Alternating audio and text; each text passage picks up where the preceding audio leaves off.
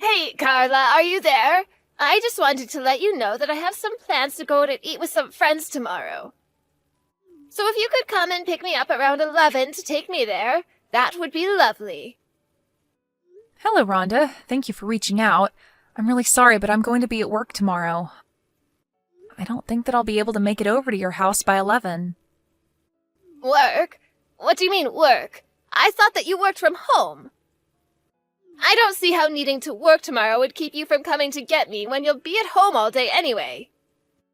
I know, and I really am sorry, but something's come up and I'm just not going to be able to leave. Oh, come on. This will be really, really quick, I swear. You'll come pick me up at 11, and I promise that you'll be home before even noon. It will just take a second. I'm sorry, Rhonda, but I really don't think that it will. I know how much time it takes to go to your house and drive you around. So I think that tomorrow you'll have to find someone else to drive you, or else take an Uber or the bus or something. No, that is just unacceptable. You aren't allowed to deny me this, Carla. Besides, I already told my friends that my daughter-in-law would be joining us for lunch. But this is the first that I'm hearing about these plans, and now you're telling me that they're tomorrow?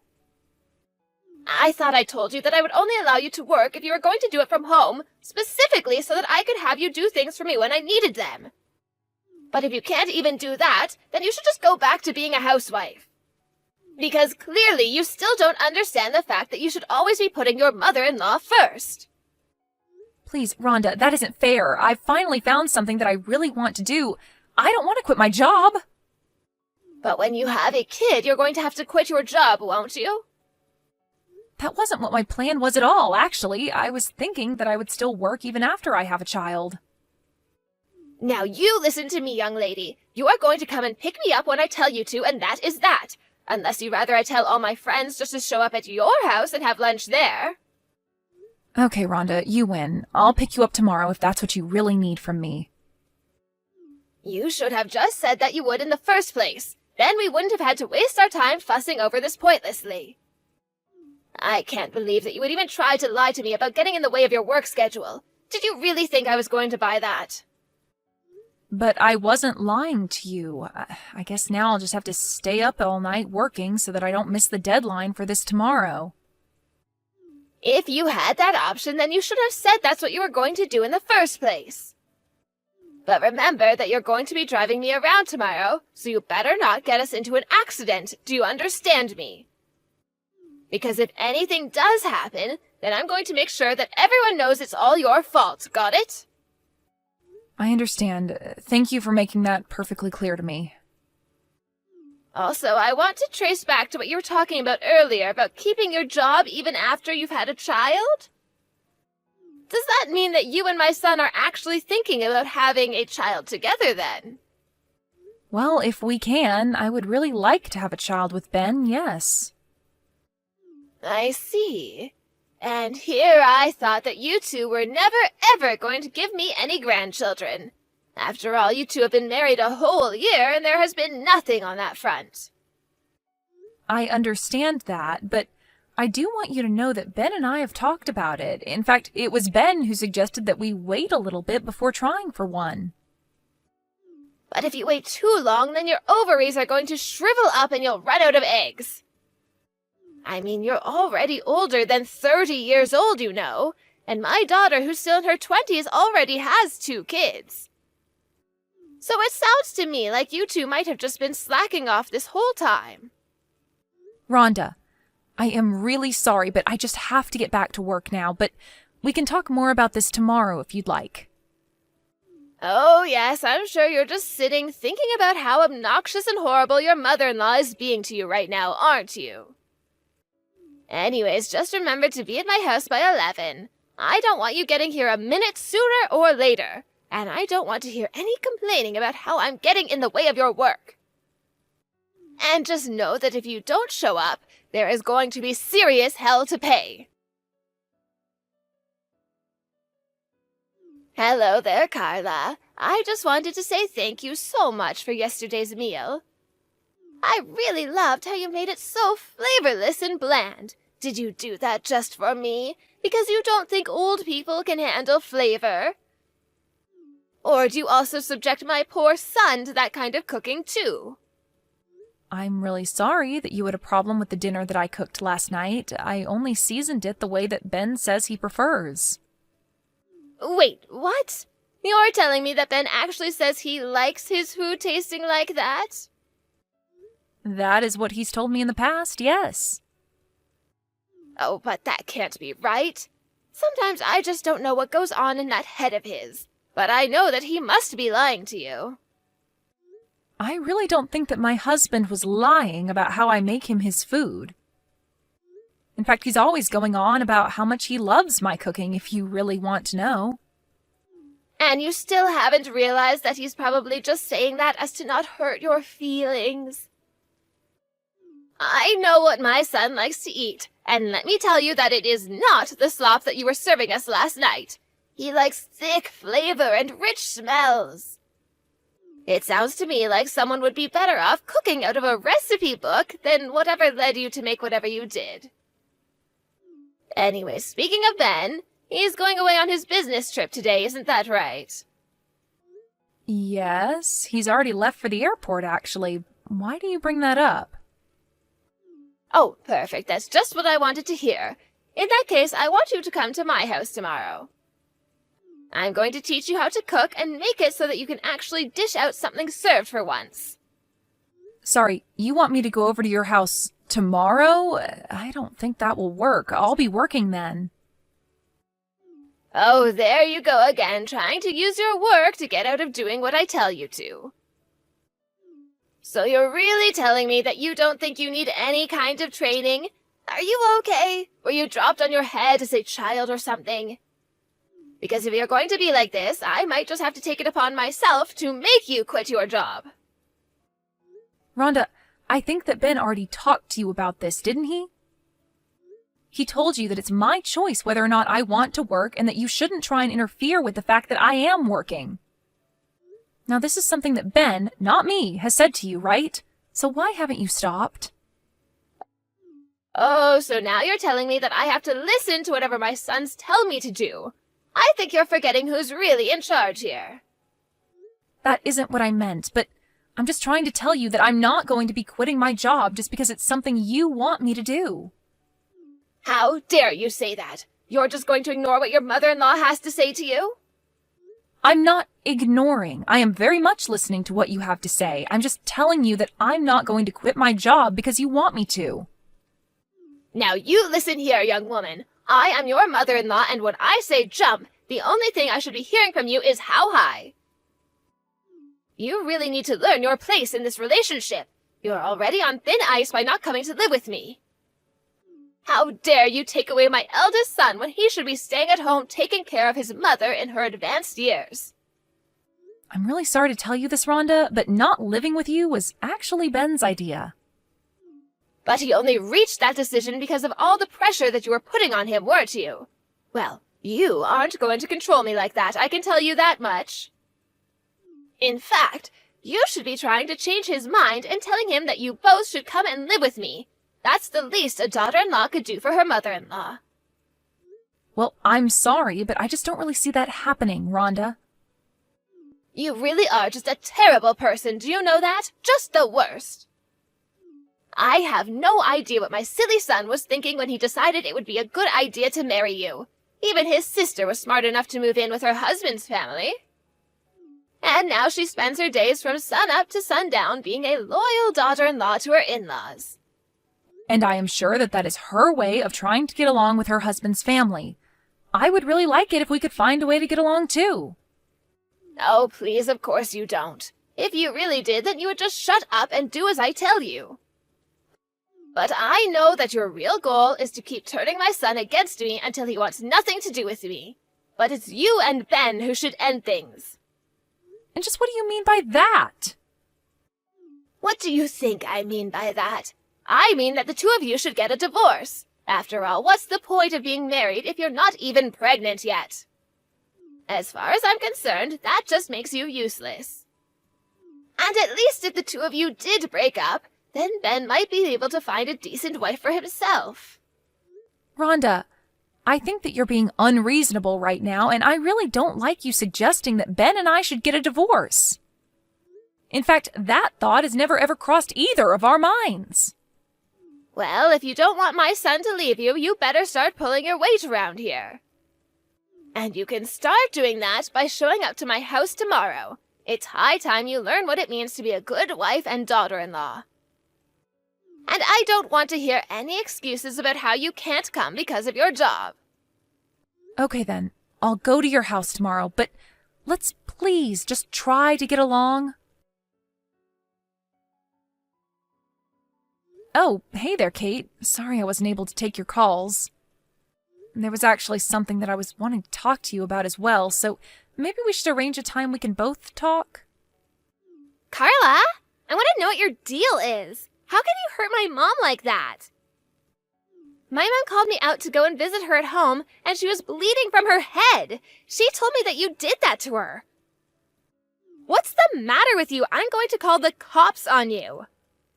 I don't think that there's any need for you to go and do that. What are you talking about? You think I'm just going to let you get away with this? No, I'm not trying to get away with anything, and I'm not trying to run away. It's just that the police are already on their way over there, so tell your mom to get ready for that. And just what is that supposed to mean? Did you go to the cops or something? I did, actually. I filed a report against your mom, if you must know. Hold on a second. What are you even talking about right now, Carla?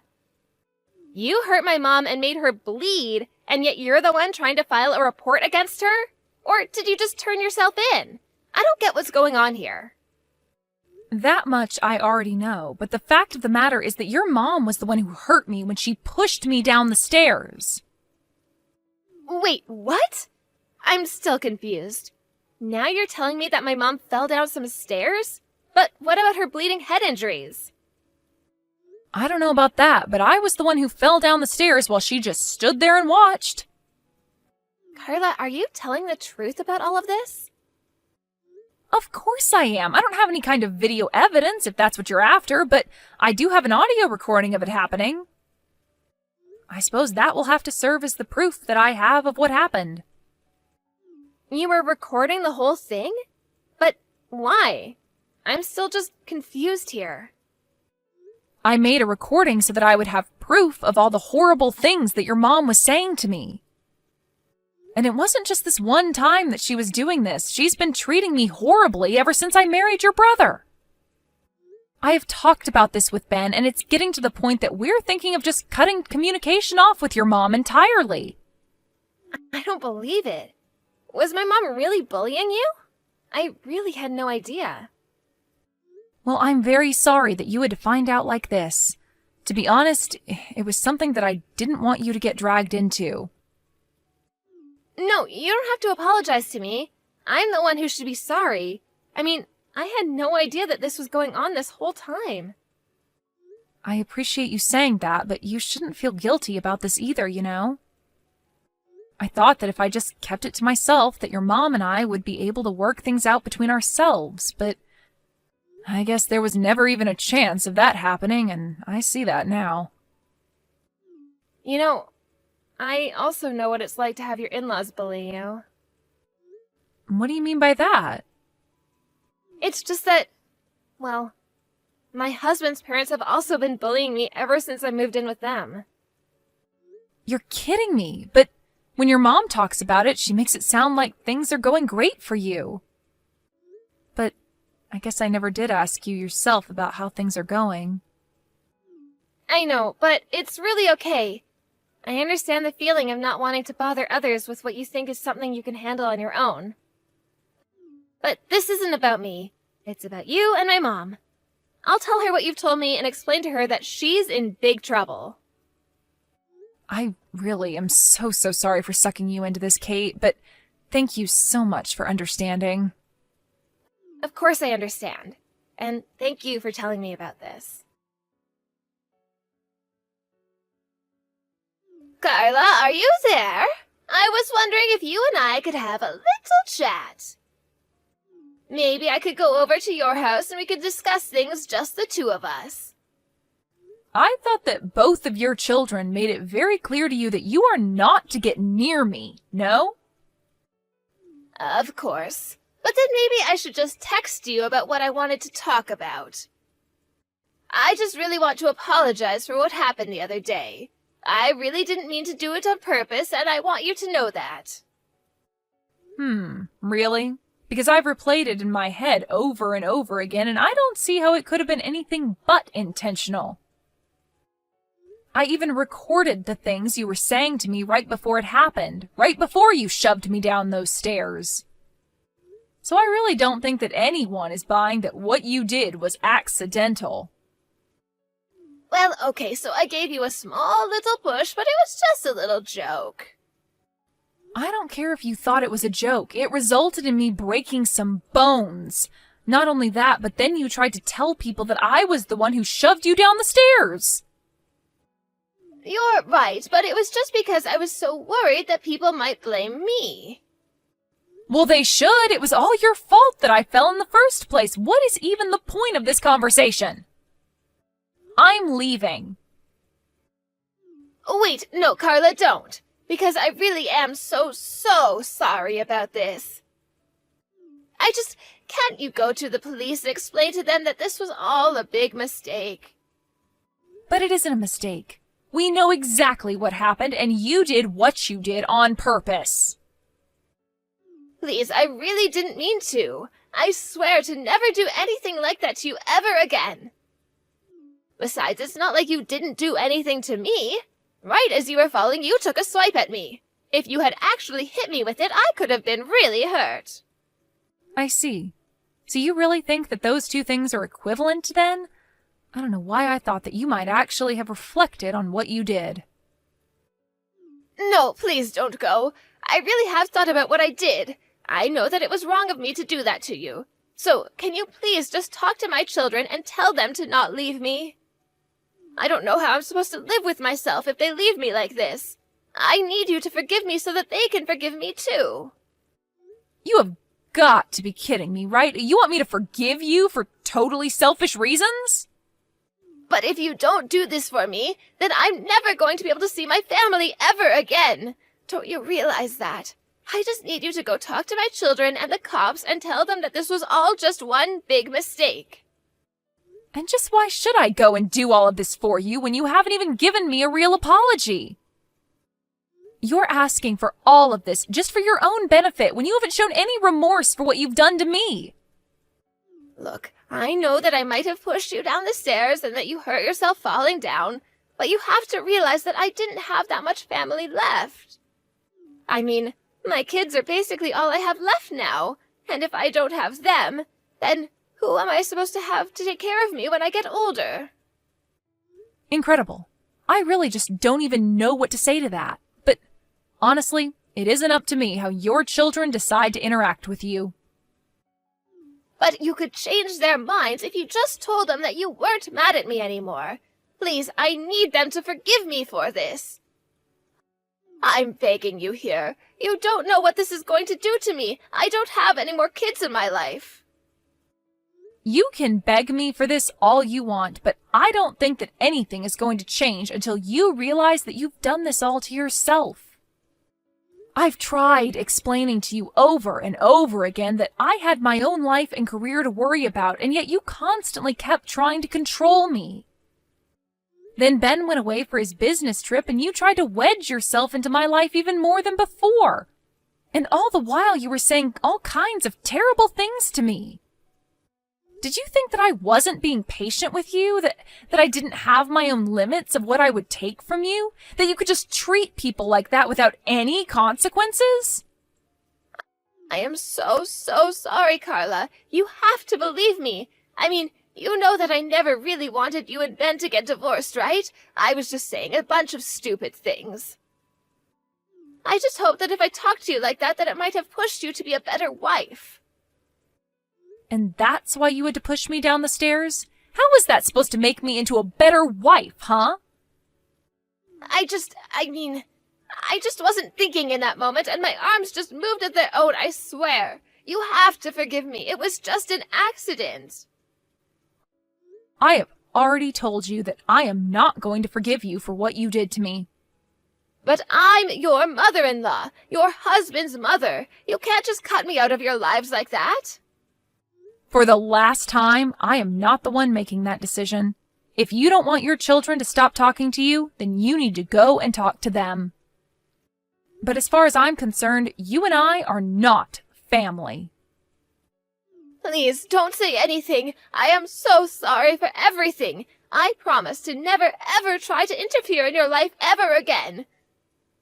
I won't even be mean to you, and I won't order you around like I did before. I'll do all of that if you just say that you'll forgive me. I really can't believe that you think that's what's going to solve all of this. An apology has no meaning if there's no intent behind it.